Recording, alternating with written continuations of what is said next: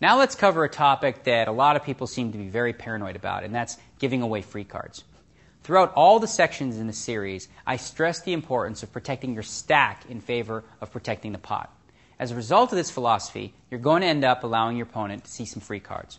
It's not the cardinal sin that people often make it out to be. In limit hold'em, it may be true that giving away a free card is often foolish, but in no limit, it's essential for your survival and will help you avoid several traps where your other, more aggressive opponents would surely go broke. It's important to understand that by playing small ball, you will take more lumps and lose more pots than if you were to play big bet poker. That's the bad news. The good news is that if you're emotionally stable enough to handle some rough patches, playing this way will allow you to stick around longer in the tournament and also ensure that your entire stack will not be at risk very often. Let's look at a few examples. With blinds at 1,500 and 3,000, you raised to 8,000 in late position with pocket jacks. The big blind played back at you, raising 20,000 more. Both you and your opponent have over 400,000 in chips, so you call. The flop comes 9-7 deuce. Your opponent bets out 30,000, and you call the bet, still unsure as to whether or not you have the best hand. The turn is a deuce, and your opponent checks, leading you to believe that he has ace-king. Now, the standard play here would be to bet, say, 50,000. But if your opponent is at all tricky, he might be setting a trap for you with pocket aces or kings. If he check raises you, you'll likely be forced to fold, which also opens up the opportunity for him to bluff you. Instead, let's say that you check, giving away a free card. If your opponent does have the ace-king, he only has 6 outs to beat you. That's only 14% of the time you lose the pot when he catches an ace or a king. At the same time, if your opponent was trapping with aces or kings, you give yourself a free card at hitting one of the 2 remaining jacks. If the river card is a blank, your opponent will probably bet with aces or kings, at which time you can make a judgment call as to whether your jacks are good. If your opponent checks the river, then you should look to value bet your jacks. By that point, he may call you with just ace high since you showed weakness on the turn. If he has a hand like pocket sixes or pocket eights, then it's very likely that he'll call a value bet of about 50,000. You know, that hand reminds me of a story that Gus Hansen once told me about a hand he played against a player he knew very well. It's almost identical, actually. Gus raised with jacks, and the big blind re-raised him.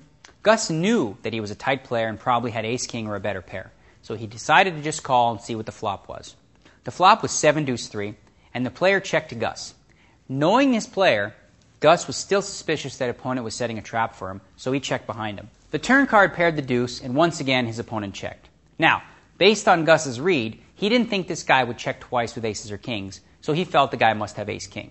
However, Gus also felt like his opponent, since Gus is such a wild man, would call an all-in bet on the turn with ace-king.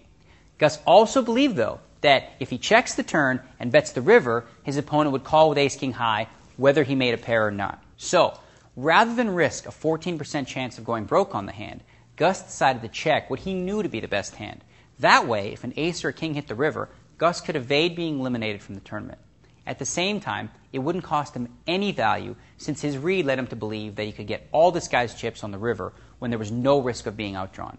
Now, this is obviously a very extreme example of a situation where Gus had a dead read on his opponent, but it helps to illustrate the bigger lesson. That is, it's often better to allow an opponent to outdraw you by giving him a free card in a smaller pot than it is to play a big pot for your tournament life where you could take a bad beat and be eliminated from the tournament.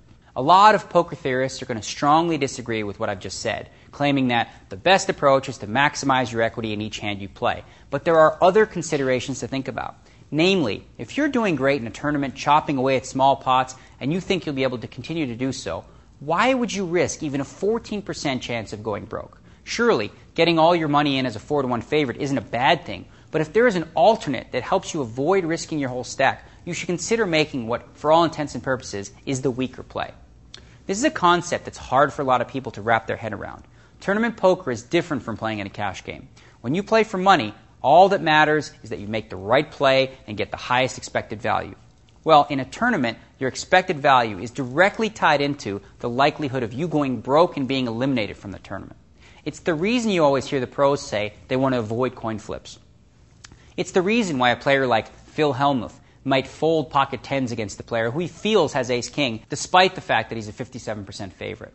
He doesn't want to take the risk of being eliminated 43% of the time because he truly believes that he can build his stack without taking these types of risks. I agree with him. And if you want to be a consistent winner in million-dollar events, this is a concept you'll just have to accept.